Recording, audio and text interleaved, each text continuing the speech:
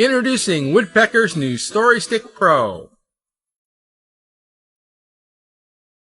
Woodpecker's new Story Stick Pro comes in a 24-inch length for inside cabinet work and 48-inch length for marking longer boards. With its engraved scales on top for easy readability, and with new double tabs which extend on both sides of the track, makes marking boards on both sides without reconfiguration possible. One of the Story Stick Pro scales is a center scale. With double tabs set to exact spacing, set the center scale on the mark. It's that easy, and is transferable to other boards over and over again. Use the caliber arms to create a physical stick to use as a cut-to reference, like making vertical face frame divider. Separate the arms to the opening, lock in place, and then transfer that length to the workpiece. Or better yet, use your caliber arms to set your saw to the exact cut length without even needing to measure. Check your cut and slide your workpiece down in place. That's a perfect fit. The Story Stick Pro with its double tabs can also be used for the marking of cabinet features, like drawer slides and hinges. Now move the Story Stick Pro to the other side of the cabinet and mark your drawer slides or hinges with confidence that both sides will be at the same height.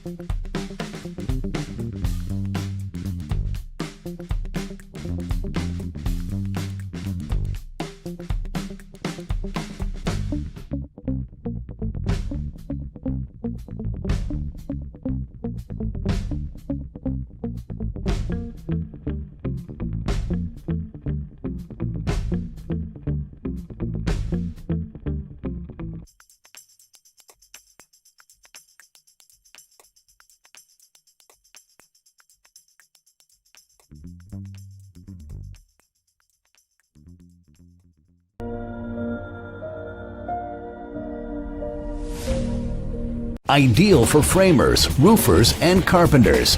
The 7 1/4 inch magnesium hypoid saw. The 15-amp motor delivers proven performance. The maintenance-free, heat-treated hypoid steel gears last longer than traditional bronze alloy worm drive gears. Made with magnesium components, this saw is well balanced with less weight. It has an ergonomically designed body and grip. Its bevel adjustment and positive stops ensure optimum cutting flexibility. The lowered guard design improves performance. The reinforced power cord withstands job site abuse. Make quick, one-handed adjustments with its large rubberized levers. With easy-to-read numbers and ruler markings, a blade wrench is attached for convenient blade changes. And it even has a retractable sky hook.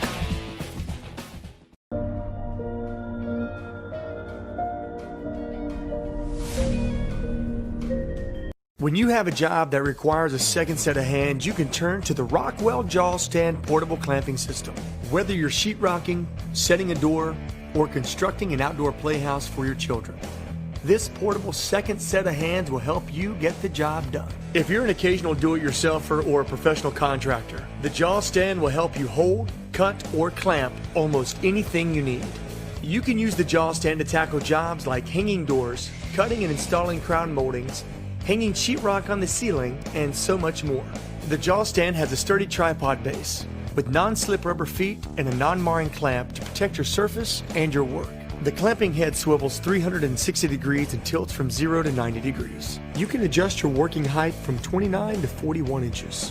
And the built-in leveling bubble ensures you get your work done right the first time. The Rockwell Jaw Stand, your easy, portable second set of hands.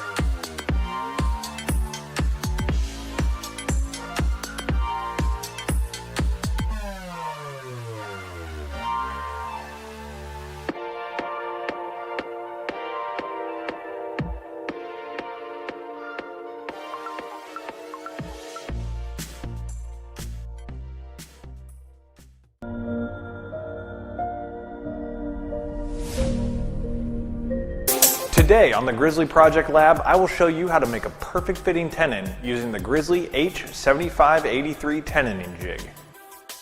Start by adding a 3/4 inch by 9 inch by 2 inch backer board to the back support of the jig. Then cut a 3/4 inch by 9 inch by 5 inch backer board and attach it to the side support. These backer boards are used as a safety barrier between the jig and the saw blade. Once your stock is the appropriate dimension, draw the cut lines for the tenon. This is done for reference on the initial cut only. The line should allow for the structural shoulder and cosmetic shoulder that's around the tenon cheek. Place your workpiece firmly against the back and supporting backboards. Then, use the clamp hand wheel to securely hold it in place.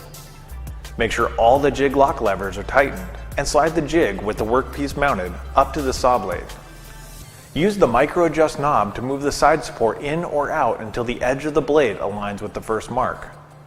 Always make sure the blade kerf is on the correct side of the mark and keep your riving knife installed. Raise the saw blade to the correct height to align with your tenon marks. And move the jig away to start the saw. Start at the saw and use both handles to make your first pass all the way through the workpiece. Turn the saw off and wait for the blade to stop. Then remove the workpiece from the clamp. Next, flip the workpiece 180 degrees and reclamp it. Make your next cut to complete the sides of the tenon cheek. Run all your passes needed, then rotate the workpiece again to create the cosmetic cheek cuts. Clamp the workpiece thoroughly and cut both ends to complete the tenon. Well, almost. We still have one final set of cuts to make without the jig. We still need to cut the tenon shoulders. Do this by installing the table saw fence and clamp a stop block to it for reference. It's important to keep the stop block far enough back to avoid possible binding between the blade and the workpiece. Adjust the blade height to the depth of the shoulder cuts done previously. Attach a backer board to your miter gauge to reduce tear out, and align the tenon shoulder mark with the blade kerf. Again, you only need to align this once for all of your cuts. Check the first cut to ensure the depth is correct and the tenon is the correct length. Then repeat the cut on the remaining 3 sides. And there you have it, a precision cut tenon for your project. You can find the H7583 tenoning jig and a huge array of mortising equipment for your shop at grizzly.com.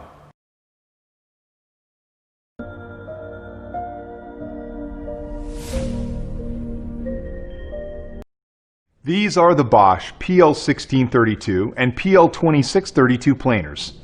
These high-performance planers provide fast and even stock removal with a smooth finish and are designed for typical planer applications such as trimming doors. The aluminum front and rear shoes are precision machined after assembly to ensure accuracy. These planers not only feature a lock-off button to help prevent accidental startup, but also a lock-on button for extended operation, an industry first. The guide fence mounts to both the front and back of the tool for stability, and a plastic overshoe to prevent marring of your workpiece. The cord swivel makes it extra easy to position the power cord. A built-in spring-loaded stand elevates the tool to protect the blade and the resting spot and allows easy entry into the middle of your workpiece. The PL1632 comes with the dual mount fence, the plastic overshoe, and a shavings bag. The PL2632 also includes a case and the 3-degree overshoe. So here they are, the Bosch PL1632 and PL2632 planers. For more information on these tools, reference this page and be sure to check out the complete line of Bosch woodworking tools.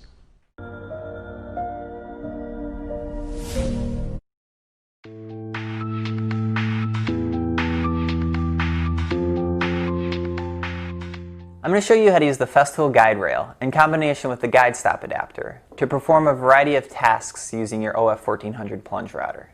Before we begin, always make sure you're wearing hearing and eye protection when operating power tools, and always disconnect the power from your router before making any adjustments.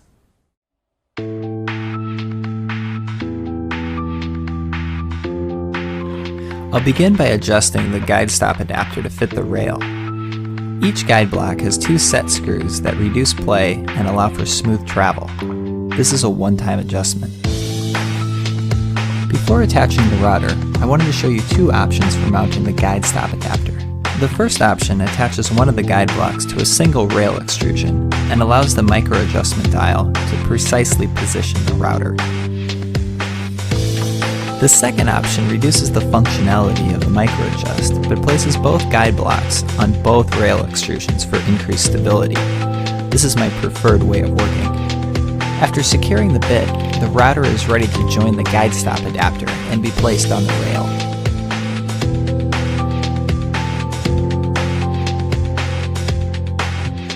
With the router in place, I'll lower the outrigger foot for additional support and set the plunge depth. The final step is to add dust extraction.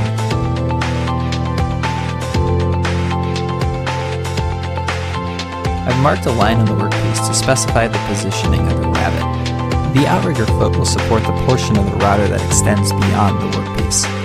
I'll be cutting the rabbet in 2 passes, and after setting the plunge depth, we'll position the bit for the first cut. I can now connect dust extraction and power and complete the first pass.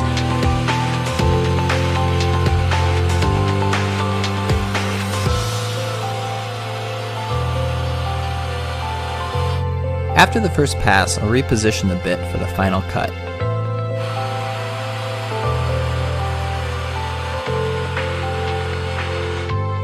Here's a look at the finished rabbet.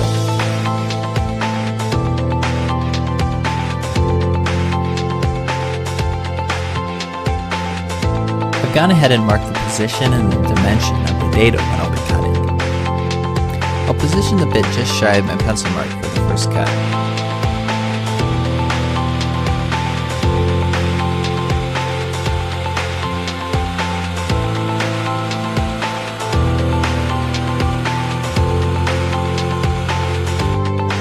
I'll reposition the bit for the second cut, again just shy of the pencil mark.